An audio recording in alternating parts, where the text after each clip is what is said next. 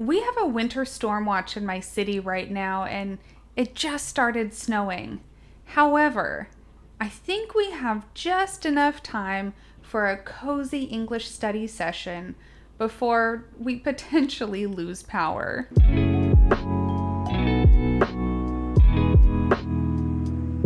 In today's 1 hour study session, we're going to efficiently study and practice all areas of English, including reading, listening, vocabulary, grammar, and of course, we're going to have that speaking and pronunciation practice sprinkled all throughout today's study sesh. Then at the end, we're going to incorporate everything that we learned today into our final writing challenge.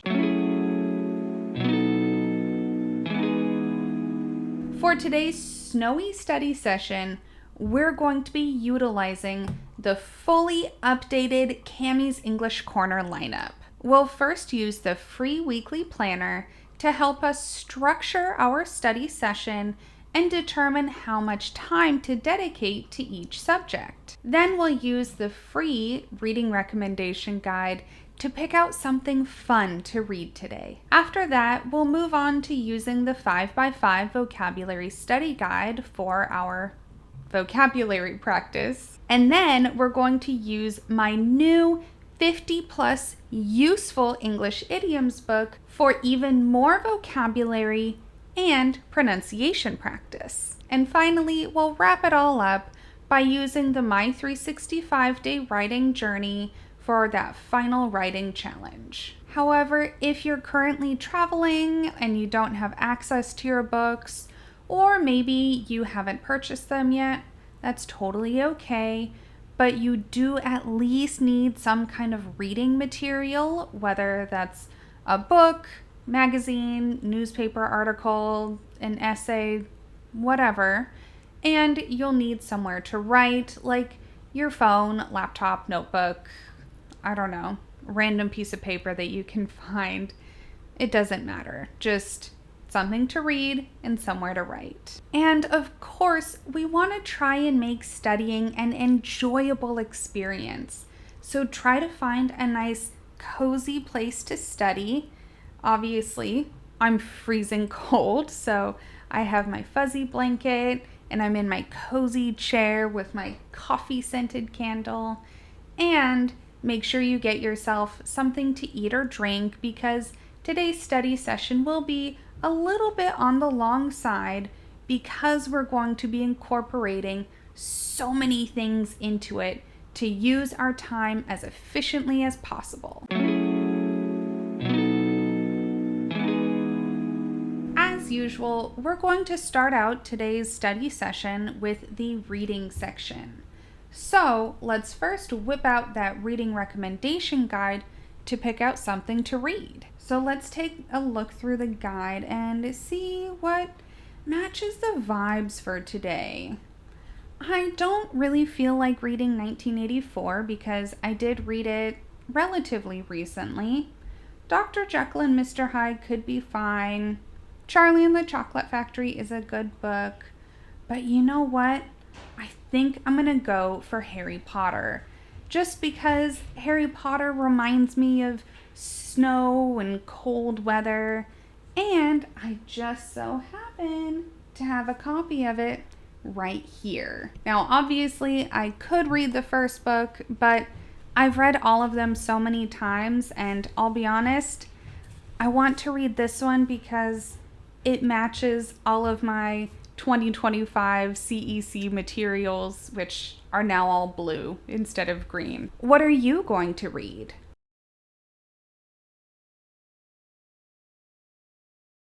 So now that we have picked out our book, let's hop on over to the weekly study planner and figure out how long we should spend reading today.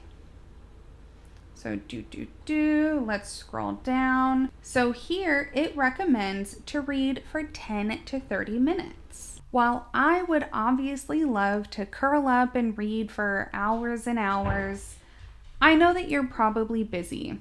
So today we're just gonna stick with 10 minutes of reading. And while you're reading, we're also going to get a head start on that vocabulary practice, because if you take a look down at the vocabulary tips for success, one of the best ways to pick out specific vocabulary words to learn and study is to just find words in your everyday life, whether you hear them in TV shows, conversations with coworkers or friends, or even in the books that you're reading. Here you can also see that it says to choose a maximum of 10 words.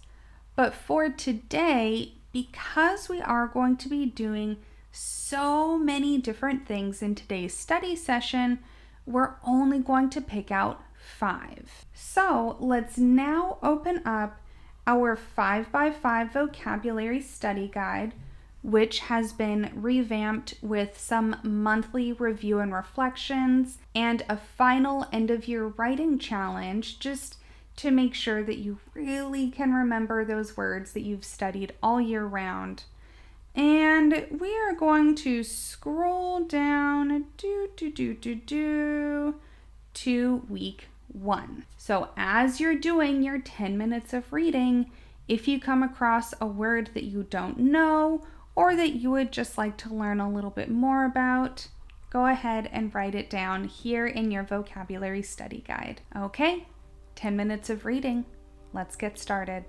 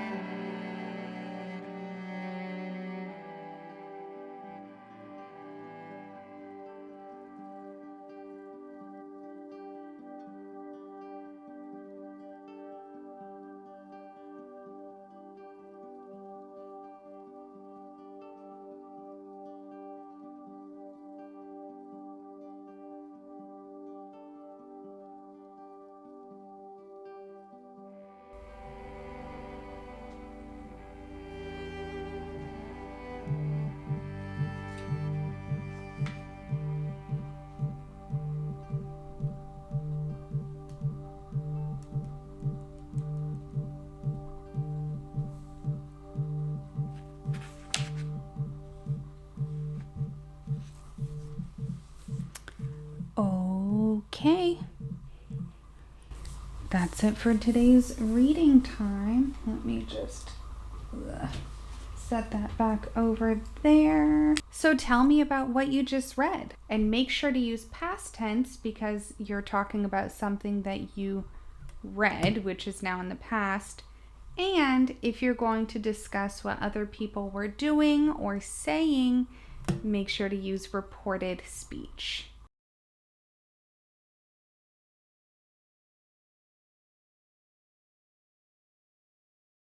So now that we have finished up our reading section, let's hop back over to our weekly study planner, and we are going to check off that reading for today. Ooh, doesn't that feel good? Now, back to that vocabulary. I hope you found at least 5 words. I actually found 6.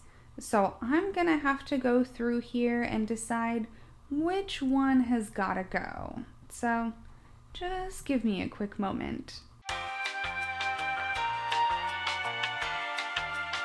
So for today's vocabulary session, we're only going to spend 10 minutes doing it because, as you can see on our tips to success, just 10 to 15 minutes of vocabulary is perfectly sufficient. So with today's vocabulary assignment, because it is our day 1 and we just picked out these vocab words, we are only going to focus on the definitions and the parts of speech. We don't need to worry about the pronunciation today. We're not going to make new sentences specifically for these words. However, after you've completed this first day, tomorrow and for the rest of the week, you can go ahead and work on those other pronunciation, sentence, and synonym practices in your 5x5 vocabulary study guide. And another thing that I would like you to pay attention to in today's vocabulary practice is looking at the trending graphs of the words that you're researching. So I'm sure you've realized by now in your English learning journey that there are actually a lot of words in the English language that aren't used very commonly in daily conversation. Now, there are some words that are more appropriate for business English, some words that are more appropriate for literary English, like books and newspaper articles. And there are also a lot of words that are simply old-fashioned. So you might come across these words in books that were written a long time ago, or maybe they're historical fiction. And you'll also come across a lot of these words in fantasy books, even if these books aren't necessarily historical fantasy or written a long time ago. So why are old-fashioned words used in modern-day fantasy books? Well, the whole purpose of fantasy is to make you feel like you're in a different place. And one way to do that is by using different words that we simply aren't surrounded by these days. So even though some of the words that you may read in books may not be useful for daily conversation, they are still good to know as you continue to become a more avid reader, because when you know the words, it will make reading a lot more enjoyable. So while we're doing our 10 minutes of vocabulary today, I'm going to be screen recording my phone so that you can see that process of how I find if a word is trending or not. And it's actually pretty easy. Now, if you do finish the vocabulary section before your 10 minutes are up, use that extra time to go back and review your vocab and just study it a little bit more. On the flip side, if you need a little bit more time to finish up the vocab section, feel free to pause the video and take as much time as you need. 10 minutes of vocab. Let's get started.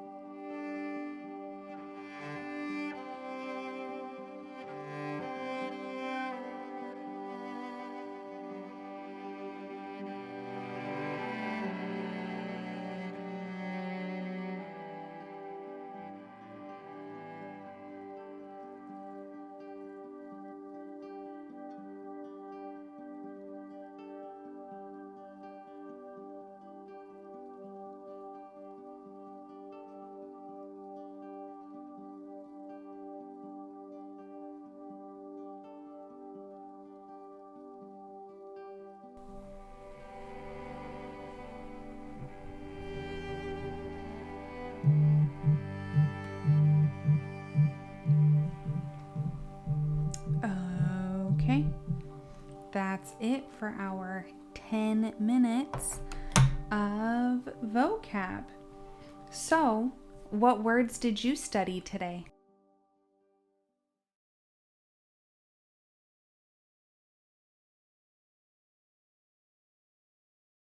Well, I hope you also had a chance to look at their trending graphs. So I made some ugly little replicas of the graphs that I saw, and I think it's interesting to point out a few things. So you can see here with the word bespectacled, it is trending. However, it is starting to go down just a little bit, but we can still assume that it's a decent word to know. Also with passerby, very popular. But with pestilential, it's a fun word, and I really like that it's just essentially another way to say that something is annoying or awful. So I might add it to my daily vocabulary. However, as you're studying English and deciding which words to really spend your time on, maybe pestilential isn't useful because you can see it is not trending. We can also see that the word amble was really popular. It lost its popularity, but it's coming back. It's gonna be cool again. And then with heralded, it seems as though it's kind of always been pretty popular. I'll be honest, I don't see it a lot in the books that I read, and I don't hear it too often. But that doesn't mean that it isn't common in other places. Like when I think of the word herald or heralded, I actually think about things I've come across in church-related things, like in a lot of religious texts, they do use the word heralded.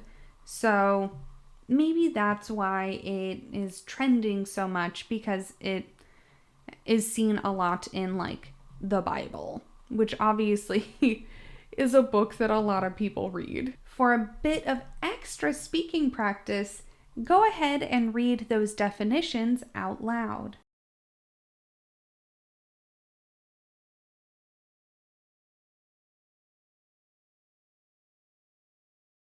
So now that we're finished with our vocab section, let's hop right back over to our weekly study guide, and we can go ahead and check off the vocabulary from our list. And heck, let's go ahead and check off that speaking as well, because you have been speaking throughout this video.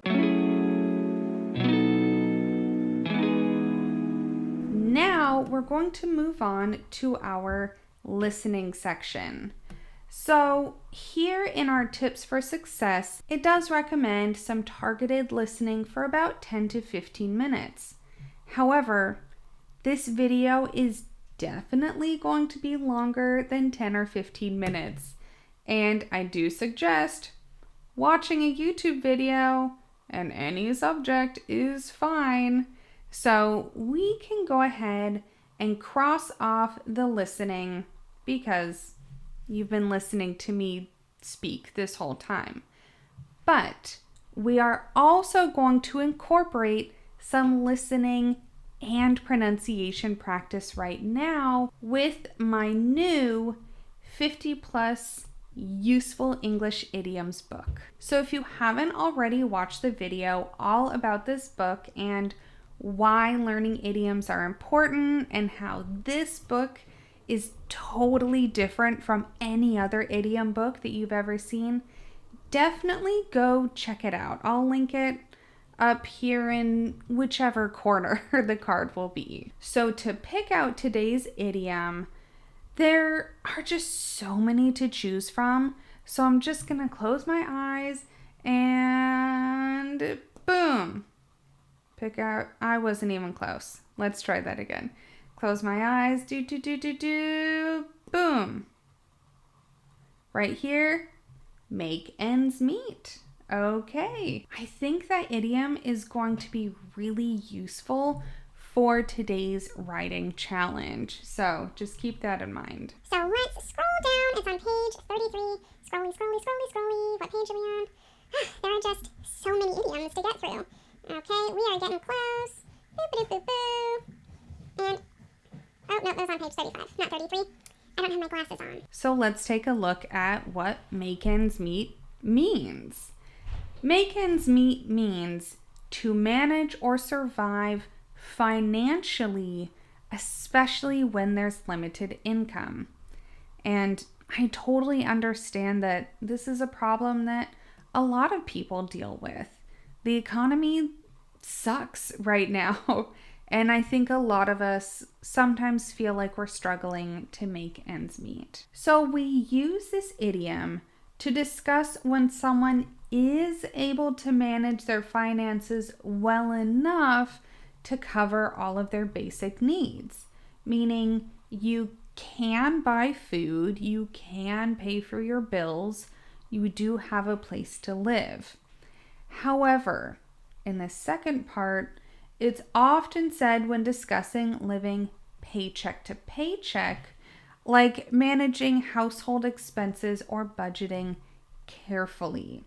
So when you are having to make ends meet, you don't have a lot of extra money for buying fun stuff or going to restaurants all the time or going on vacation.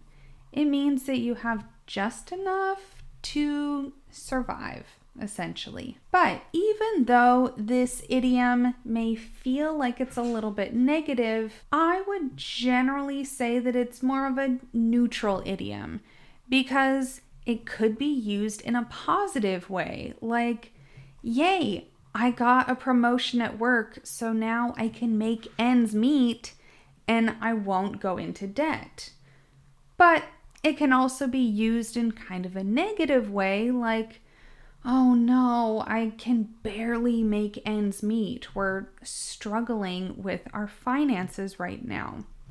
So, since it can be used in both ways, that's why I'm classifying it as neutral. Let's look at some example sentences as well. After the job loss, they had to cut back in order to make ends meet. It was difficult, but they managed to make ends meet by taking on extra jobs. And let's also take a look at where this idiom originates from. This phrase comes from balancing budgets or expenses where the ends represent the limits of one's finances and making them meet refers to avoiding deficit. Now, I'll be honest, that isn't the most fun fact. There are definitely some idioms that have cooler origins, but I think that is still pretty interesting. So for the pronunciation portion of today's study session, we are going to follow along with the pronunciation lesson in this video. Let's take a look. This is how you should pronounce this daily English idiom. Make ends meet. Make ends meet. Because ends starts with a vowel sound, we're going to blend it with the previous word, make. So it'll become like one word, make-ends. Now let's talk about the T sound in meet. If there is a word that starts with a consonant sound after meet, or if meet is the final word in the sentence, you will do that karate chop with the T. So instead of pushing out the air, t, t, you will put your mouth and your tongue into the T shape, but you will stop the air. Meet. But if there is a vowel sound after meet, then you will do the full T sound, and you'll also blend it in to the next vowel. You'll hear both versions of this in the example sentences.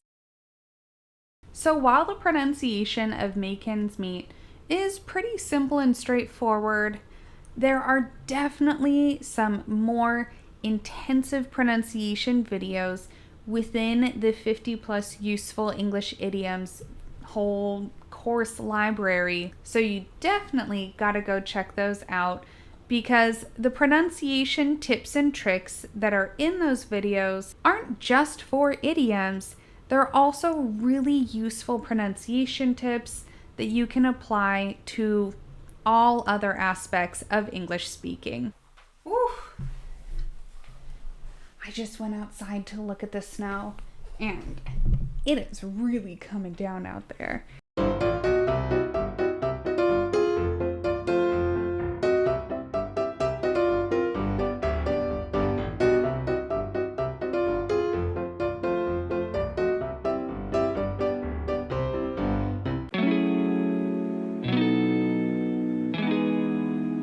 So taking a look at the weekly study planner, you have already knocked out 4 subjects to help you towards your goals of English fluency. So now we're going to kill 2 birds with 1 stone and combine our grammar and writing practice and everything else that we've learned into our final writing challenge. But before we jump into that writing challenge, let's quickly take a look at our tips for success. Now, in our tips for success, it does recommend to do 5 to 30 minutes of writing practice.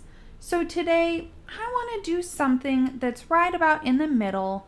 So we are going to do our writing for 15 minutes. Now, you may think that this sounds like a really long time, but keep in mind that along with following the writing prompt that we'll be working on, you also need to try and incorporate vocabulary words from today's vocabulary section and find a way to incorporate today's idiom, make ends meet, into your writing challenge so that it all makes sense. And if after that you still have some extra time, maybe you need to go back and review your writing to check the grammar, spelling, and see if there are any places where you can add some more details to make your sentences longer and your writing more interesting. But of course, if 15 minutes feels like it isn't enough time,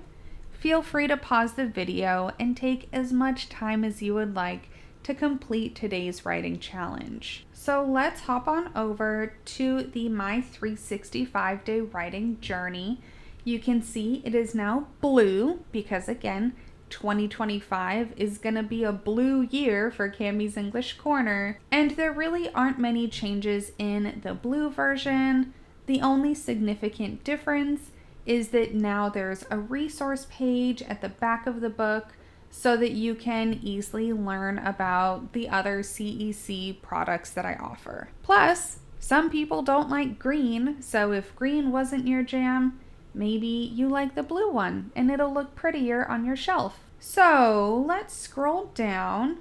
Now, today is technically January 9th, but I'm hoping to have this video posted on January 11th. So we are going to work on the January 11th prompt today. Okay, so today's prompt is: write about a time when you successfully managed your time to complete a task.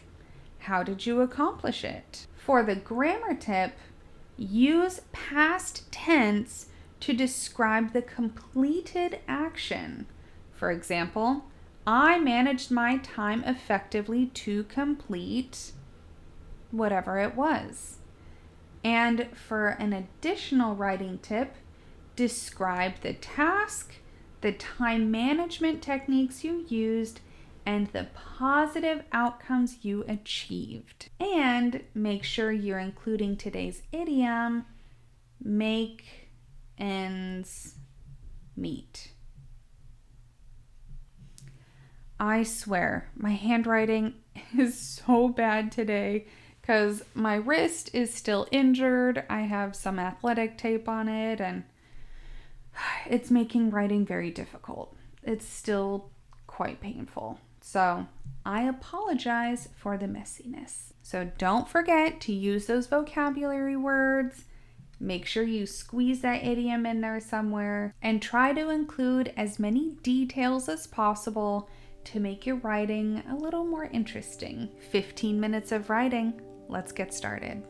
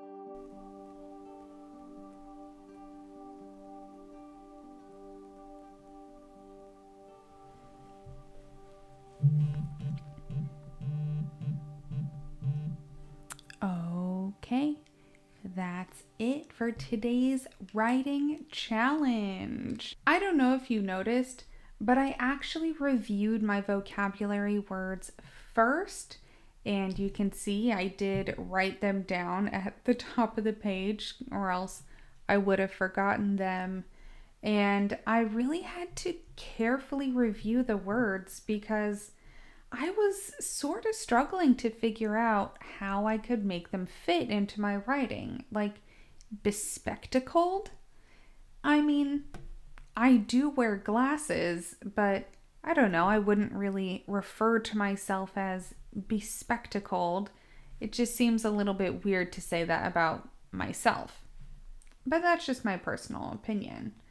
And if I'm talking about my own productivity, passerby doesn't really fit into my writing either, unless I wanted to write about how at my last house we had a lot of homeless passerbys that could be quite loud and distracting. So that's why I settled on pestilential, ambled, and heralded. And I think I was able to make them fit quite effectively. So what vocabulary words were you able to incorporate into today's writing?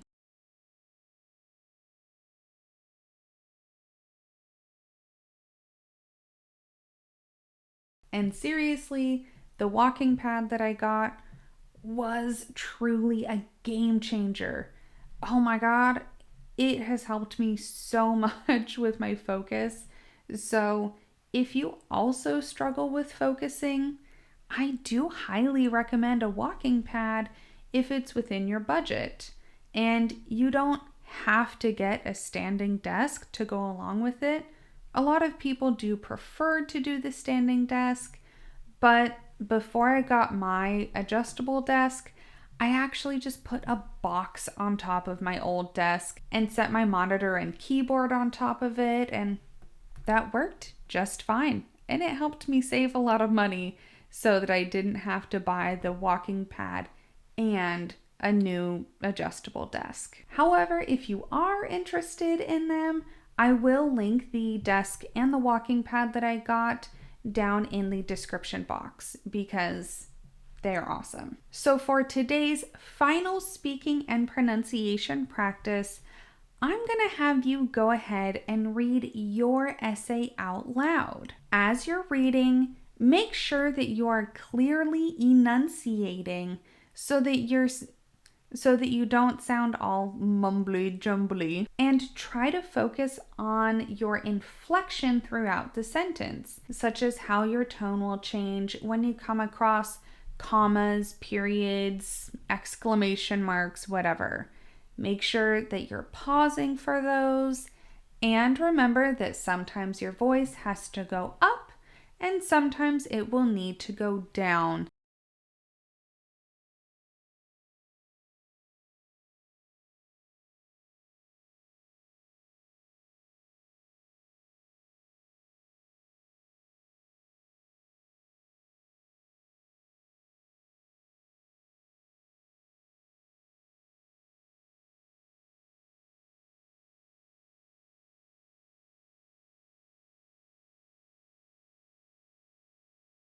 And if you want to do even more writing practice, I challenge you to write a sentence or two in the comment section incorporating today's idiom, make ends meet, and maybe toss in a few of the vocabulary words that you studied today.